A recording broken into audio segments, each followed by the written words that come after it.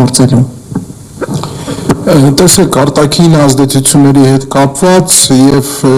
իմ հարգարժան գործընկեր Կարեն Վրթանեսյան եւ Աբրահամ Գասպարյան իրենց խոսքում անդրադարձան այդ արտաքին գործոնը, երբ սկսում ավելի ուժեղ եւ ավելի խորքային աշխատել, երբ դու թուլանում ես։ Երբ դու թուլանում ես, երբ դու չունես դիվանագիտություն կամ ունես չկողմնորոշված ինչ-որ անհասկանալի քաղաքականություն, չունես ճանապարհային քարտեզ, չունես պլանային համակարգի նկատի ունեմ պլան B, պլան C, D նույնիսկ, որը պիտի չերևա երբեք եւ սա քո պահուստային զինանոցը պիտի լինի, այս պարագայում դու կորցնելով քո սուբյեկտայնությունը ուղղակի դառնում ես գործիք։ Սա զուտ պայմանավորվածությունների արդյունքում, երբ դու գործիք ես եւ պատրաստ ես օգտագործվելու, պայման է դրվում քեզ քո առաջ եւ այդ պայմանը այս պարագայում քո իշխանությունն է։ Այսինքն շատ պարզ, շատ հստակ գիտակցումը կա, որ օրվա իշխանությունների ռեյտինգը ուղղակիորեն գահավիժում է կամ գահավիժել է եւ շատ կետերում անդառնալի, ինչքան էլ դա տարօրինակ չհնչի, այնուամենայնիվ ես խորին համոզմունք ունեմ, որ դա այդպես է, հետեւաբար այս ցածկոտումների մեջ իշխանությունը դիմում է մի նոր քայլի, վազում է այնպիսի տեղ, որտեղից հնարավոր կլինի կորզել որոշակի, այսպես ավելի շատ ազդեցության լծակ եւ այս պարագայում դա Եվրոպան է, ինչու, որովհետև որոշակի համընկնում կա եվրոպական շահերի եւ օրվա իշխանությունների շահերի, սա հայկական շահ չի բնավ, որովհետև Կարենը շատ հետաքրքիր անդրադարձավ դրան, դու պարզապես սպասում ես քո հերթական առաջադրանքին, որովհետև դրել ես պայմանը կամ խնդրել ես ինչի գնով դա դու կարող ես կյանքի կոչել եւ քեզ եկել են հանդիպակաց եւ ընդունել են քո խնդրանքը։ Այո, ցավալիորեն սա նաեւ այն շղթայական զիջման քաղաքականության արդյունքն է, որը գիտակցելով կամ անգիտակից այնուամենայնիվ բերվել է մի կետի, որտեղ դու այնքան թուլացած ես, որ պատրաստ ես գնալ նույնիսկ ոչ միայն հակաժողովրդական, հակապետական, այլ ընդհանրապես բանականությունից դուրս քայլերի այն նույն պայմանով պահելու քո իշխանությունը։ Սա ես անշուշտ ցավով եմ նշում, որովհետև համեստորեն ներկայացնում եմ մի հարույթ, որը տասնյակ տարիների ընթացքում ուղղակիորեն ներգրավված է եղել այս աշխատանքներում, ի նկատի ունեմ նույն դիվանագիտական եւ արտաքին հարաբերությունների կամ միջազգային հարաբերությունների մասով, մեկ-մեկ որ այդ լրահոսերին հետևում ես կամ իշխանական քարոզիչներին հետևում ես, անշուշտ զավեշ տալիից բացի միայն կարող ես ծիծաղել, որովհետև լրջության որևէ նշույլ անգամ չես կարող գտնել, թե այս կամ այն քայլը ինչով է հիմնավորում։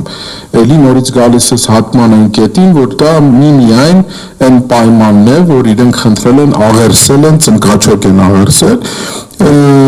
եւ դրա դիմաց պատրաստ են եղել կատարել այն, ինչ որ իրենց կասվի։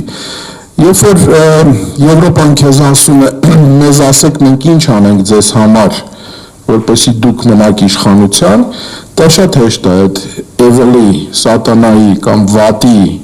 կերպարը հորինելով, իսկ այս պարագայում դա նույն հիբրիդային պատերազմն է, որ շատ մոդայիկ է, ազդեցիկ է, հնարավոր է շատ երկար խոսել այդ թեմայով եւ շատ կետերով, այդ հսկայական մի լիստ է, որ ամեն օր կարելի է ամեն կետի անդրադառնալ եւ 24 ժամվա այդ բանը ապահովել, հա, ազդեցությունը եւ սրանք էլ պարզապիտի հորինվի դա, այստեղ որևէ մեկը թող փորձ անգամ չանի, այդ որ չի նշվում այդ հիբրիդային պատերազմ, դա պարզ ասում են, ուրիշ երկիր չկա, դա Ռուսաստանն է, որովհետև բնավ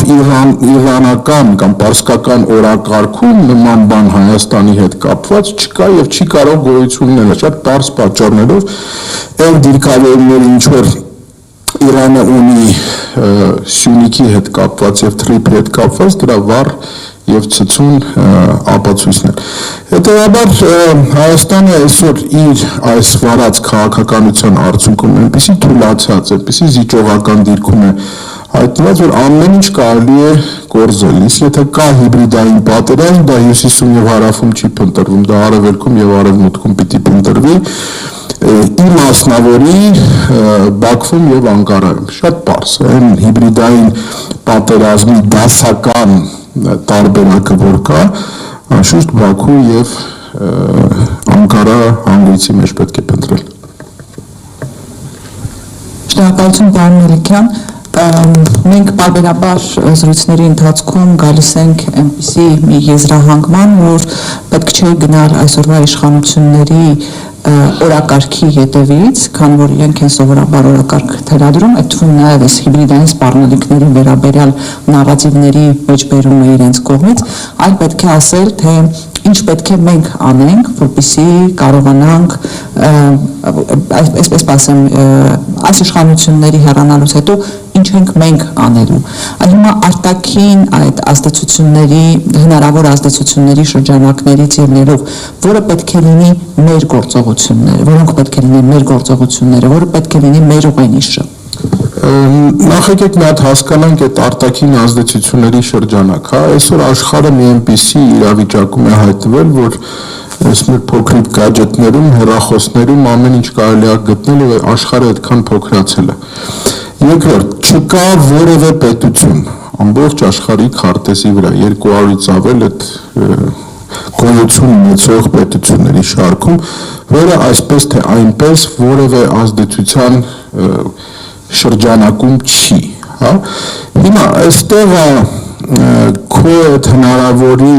արվեստը ճիշտ օգտագործելը, ես հենց ի նկատի ունեմ այդ նորին երազանցություն դիվանագիտությունը, ինչքանով ճկուն կարող ես լինել, ինչքանով ճիշտ հաշվարկների մեջ կարող ես լինել, որպեսզի այս նոր ձևավորվող դեռևս սաղմնային շրջանում, բայց արդեն երևացող այդ ծիլերը ապագա աշխարհակարգի, այդտեղ դու որտեղ պիտի կարողանաս տեղավորվել։ Այո, այն զարգացումները, որ այսօր կա, 10 տարի առաջ դժվար էր պատկերացնել, միգուցե կարելի էր կանխատեսել, բայց այս արագության մեջ, այս հանրափոփոխ իրավիճակում իհարկե դժվար էր պատկերացնել։ Հետևաբար, դու պիտի շատ ավելի կայուն ձևով կարողանաս ճիշտ հաշվարկել բոլոր հնարավոր վեկտորալ ուղղությունները, բոլոր ծանրության կենտրոնների միջև եղած երևացող հակասությունները եւ չերևացող հակասությունները։ Քո դերը որպես աշխարհագրական գործոն, հա, աշխարհաքաղաքական գործոն։ Ես առիթներով միշտ նշել եմ այս հանգամանքը, որ ցավալիորեն մենք այս տասնյակ տարիների ընթացքում չենք կարողացել ճիշտ գնահատել նաև մեր աշխարհաքաղաքական գործոն լինելու հանգամանքը։ Հասկանում եք, սա շատ կարևոր մի բան է եւ հետեւաբար հենց այստեղ է որ խաչվում են բազում շահեր եւ այստեղ է որ խաչվում են ու բախվում են վաղվա այդ կերտվելիք աշխարհակարգի շատ ու շատ շահեր։ Այս իմաստով նորից եմ կրկնում եւ պնդում եմ այն հանգամանքը, որ այսօրվա հայկական ընդդիմադիր դաշտը պետք է գեր կենտրոնանա նոր օրակարգերի գեներացման վրա։ Մեզ մոտ կա այսպես մի շրջապետույտի շրջան, հա, կարծես իշխանությունը ինքը ինչպիսին է լինի, ինչպիսի անամոթ ու այլանդակ վիճակի օրակարգ թելադրվի, չգիտես ինչու, բոլորը սկսում են այդ օրակարգի շուրջ ինչ-որ քննարկումներ։ Սա պիտի բացառել եւ պիտի ունենալ զուգահեռ օրակարգ վերջիվերջո, որովհետև այս օրակարգերը միևնույն է վաղ թե ուշ հոգնեցնելու են հասարակությանը։ Իսկ հասարակությանը հոգնեցնել պետք չի։ Հասարակության տոնուսը պիտի շատ բարձր պահել։ Հասարակության հավատը պիտի բարձրացնել։ Այդ հուսախաբության հսկայական շրջանը, որ մենք նույնիսկ այսօր ապրում ենք, դա բարդվող հասարակության այդ հուսախաբության մասին է խոսքը, չպետք է վերածվի հուսահատության։ Որպեսզի դա չլինի, անհրաժեշտ է նոր օրակարգ։ Այդ նոր օրակարգից մեկը հենց պիտի արձանագրվի, որ այս իշխանությունը գալիք արտահերթ կամ հերթական ընտրությունը ուղղակի չի լինելու, դատապարտված է չլինելուն եւ միանգամից դրան ոչ պակաս օրակարգ, ինչ պետք է լինի դրանից հետո։ Ես ասել եմ միշտ, որ դրանից հետո սկսվելու է ամենասարսափելին։ Ու սարսափելի բառը, խնդրում եմ, վատ չհասկացվի, երևի ավելի ամենադժվարը, շատ ավելի դժվար, քան մենք այսօր կարող ենք նույնիսկ երևակայել եւ պատկերացնել, հա։ Նախ այս թափանիվը, որ այս գահավիժման պիտի վարկյան առաջ կանգնի։ Ինքը եւ արժե համակարգային, եւ հումանիտար, եւ սոցիալական, եւ քաղաքական, ինչպես կուզեք, դիվանագիտական, ինչպես կուզեք կարող եք անել, բայց սա պետք է օր առաջ կանգնի։ Հաջորդը նոր օրակարգի ձևավորման մասով պիտի լինի խորը համախմբում եւ խորը կոնսոլիդացիա։ Այսինքն կան գերակա որոշակի շահեր, որոնք պիտի լինեն իմ խորին համոզմամբ օրինակ վերկուսակցական։ Դա անկեղծ պայքար մղող քաղաքական ուժերի մի համաձայնություն պիտի լինի եւ շահերի, հայկական շահերի մի համամասնական օրակարգ, որը ուղղակիորեն պիտի մղի հասարակական ավելի լայն շերտերին, ավելի խորը ներգրավված լինելու վաղվա այդ թևերը քշտած պայքարին։ Այո, պայքար ասելով ես բնավ պատերազմը նկատի չունեմ, բայց այն դժվար մասը, որ այսպես կոչված այս խաղաղությունից ավելի լավ ու ավելի ճիշտ խաղաղություն կա, այդ ավելի լավ ու ավելի ճիշտ խաղաղությունը պիտի ճիշտ ձևով, ճանապարհային քարտեզով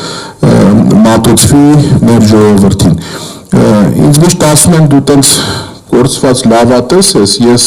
շատ ավելի կորցված լավատես եմ այդ իմաստով, որովհետև ես հավատում եմ իմ ժողովրդին, որի զավակն եմ ես եւ գիտեմ շատ լավ իմ երակներով ինչ արուն է հոսում եւ բոլոր են գիտակից մարդկանց, ովքեր որ գոտեպնդվում են ավելի շատ եւ պատրաստ են այդ քրտնաջան աշխատանքին, դա հնարավոր է, որևէ բան կորցած չի վերջնական, բայց ցավալիորեն մենք անընդհատ բախվում ենք մի իրականության հետ, որ մենք ընկնում ենք օրվա վարչախմբի կամ փոքրիկ խմբակի այդ լարած թակարդի մեջ։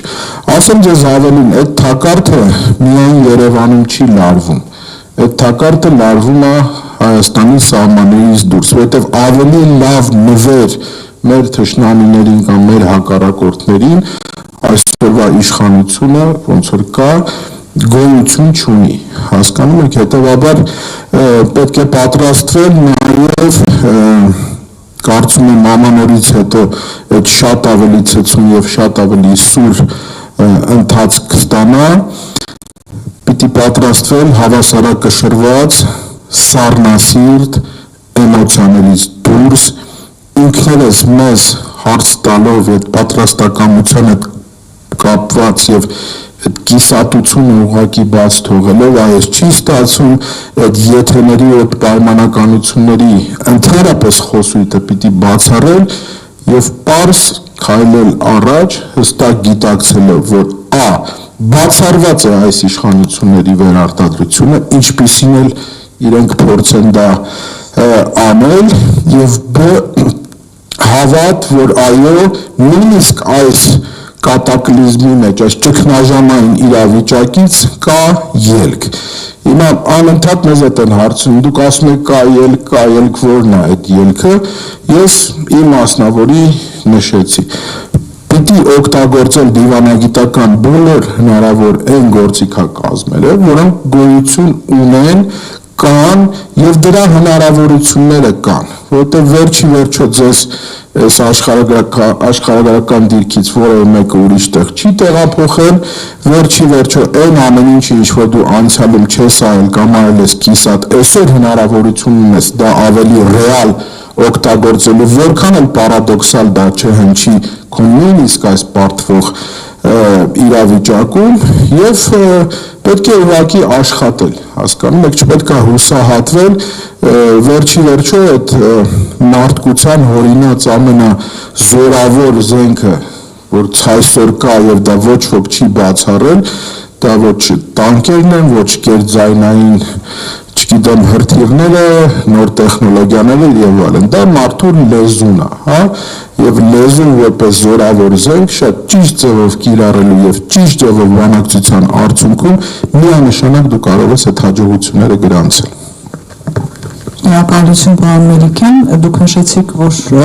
քաղաքական ուժերը կարող են որոշակի օրակարգերի շուրջ միավորվել։ Նախորդ մեր քննարկման ընթացքում բանախոսներից Վահեն Հովհաննիսյան շատ կարևոր ձևակերպում արեց, որ քաղաքական ուժերը կարող են այս պահին միավորվել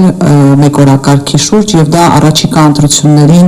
համար բացատրել մեր հասարակությանը, թե ինչի մասին է ընտրությունը եւ ըստ էության այդ ընտրությունը Հայաստանում ապրելու մասին է, Հայաստանում ապրելու հնարավորության մասին է, երևի թե դա առաջին քայլը կարող է լինել ընդհանուր օրակարգի շուրջ միավորվելու վերաբերյալ։ Գալով ընտրություններին, Տիկին Մելոյան, կուզեմ խոսենք ընտրությունների մասին։ Կներեք, ես մի բան շատ ներողություն եմ խնդրում, քանի որ Վահեին հիշեցիք Հովհաննիսյան, մի քիչ մասնավորեցնեմ նաև, հա, այս ընտրությունները Մայրաթոռի բակում խորը արտաշնչելու եւ Մայրաթոռի դուրը, սուրբ դուրը քացի տալու մեջ է, ուրիշ որևէ բան մի փնտրես, քաղաքակրթական ընտրություն պիտի լինի։ Շնորհակալություն եւ ներողություն եմ խնդրում։ Տիկին Մելոյան, գալով ընտրություններին, այլ առաջիկայում ընտրությունների այսպես շունչը, առաջիկա ընտրությունների շունչը արդեն իսկ զգացվում է եւ մենք նաեւ ականատես եղանք ձևակերպման, որ այդ ընտրություններին հիբրիդային սպառնալիքներ կան ընտրությունների հետ կապված եւ Եվրոպական միությունը աջակցելու է այդ սպառնալիքները հաղթահարելու, այնտեղ եթե չեմ սխալվում 15 միլիոնի մասին է խոսքը եւ այլն, եւ դրա շրջանակներում աջակցել, որպեսզի հաղթահարվեն հիբրիդային սպառնալիքները։ Ասեմ ավելին, իշխանական որոշ падգամավորներ, չգիտեմ, միամտաբար կամ դիտավորյալ իրենց հարցազրույցների ընթացքում խոսում են Մոլդովայի մոդելի մասին, չգիտեմ հասկանալով թե չհասկանալով, այնուամենայնիվ եկեք քննարկենք, հա, ինչ է սպասվում առաջիկա ընտրություններին։ Բարի, նախ շնորհակալ եմ նման ձևաչափով եւ օրակարգով քննարկում նախաձեռնելու համար։ Ցավոք սրտի, այո, մենք հայտնվել ենք արտաքին մարտահրավերների թատերաբեմում եւ կարծում եմ մենք բոլորս պետք է այդ հարցադրումը հնչեցնենք, հա, ուղերձը հասցնենք մեր հասարակությանը։ Արդյոք մեզ համար ընդունելի է, որ արտաքին մարտահրավերներն են ձևավորում Հայաստանում իրավիճակը եւ արդյոք ժամանակը չի անցնելու այն իրականությամբ, երբ Հայաստանը կընդունի